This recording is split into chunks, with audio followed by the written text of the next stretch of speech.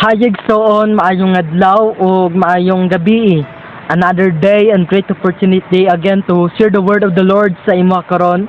And ako karon nga i-share na ko ang pulong sa Ginoo. It because mao na ang atong kinahanglan sa atong kinabuhi. Encouragement, no, dili lamang about sa kanang isigkatawon nato.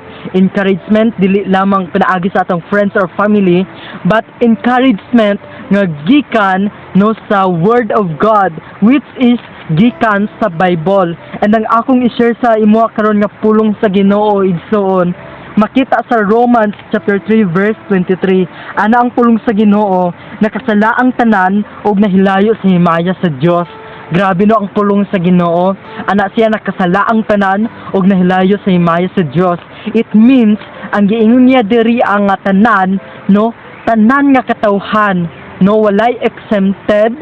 Wala niya ginamatter nga about sa imong profession karon or about sa imong standard, but to all of human beings nakasala jud, and mao na ang kanang giingon sa pulong sa Ginoo. It means di ay ang kini nga pulong sa Ginoo sa Romans 3:23 gina-emphasize niya nga ang tawo na ana di ay diri ang kanang sinful nature, and dili niya maluwas ang iyang kaugalingon no nga magbuot kung asa siya moadto tungod kay maayos siya nga pagkatawo. In short, no, ang iyang kanang perspective according for salvation, ang iyang kanang pagsabot sa kaluwasan, which is magbuhat siya og kanang maayo or matarong siya nga pagkatawo para maluwas siya, no, dili na siya mao. It because the Bible says, no, nakasala ang tanan ug nahilayo sa himaya sa Dios. It means tanan nga tawo nakasala ug nahilayo sila, nahilayo ta sa standard sa Ginoo. But kini nga pulong sa Ginoo, gina-emphasize niya ang tawo no na ana jud diri tanan ang kangilad, na ana diri tanan ang kanang kasalanan. It because na belong ta sa sala from the very beginning, ang root nato which is ang sala.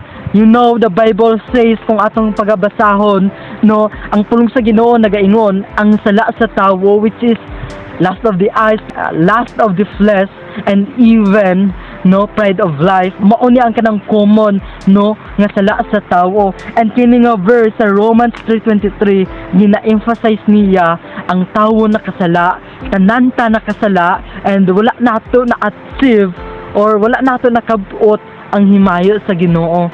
Pero kini nga verse igsoon, naa siya kanang hikayat or naa siya kanang gusto nga ipaabot sa atoa, no, we must need no nga mag-follow sa Ginoo, and even nakasala ta, and even ang atong huna karon is kanang unworthy ta nga mag-follow sa Ginoo, no, buhaton pud nato ang mag-follow sa iyaha. It because through Him, no, dili nato kaya mabag-o ang atong kaugalingon, but through God kaya ta niya bag-ohon, and tungod sa pagbag-o sa Ginoo sa atoa, no, kaya ta niya luwason. That's why brothers and sisters, kini nga verse wala nagpasabot nga nakasala ta sa Ginoo, wala nagpasabot nga nakasala ta sa Ginoo nga dili na ta mosunod sa iyaha, and dili na ta makabuot ang iyang presensya no nga nung wala ta nag-serve sa Ginoo.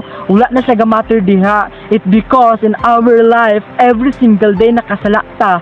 That's why we must need to repent, no, we must need to ask always forgiveness diha sa Ginoo. It because through God, no, siya ang magapasaylo sa atong kinabuhi.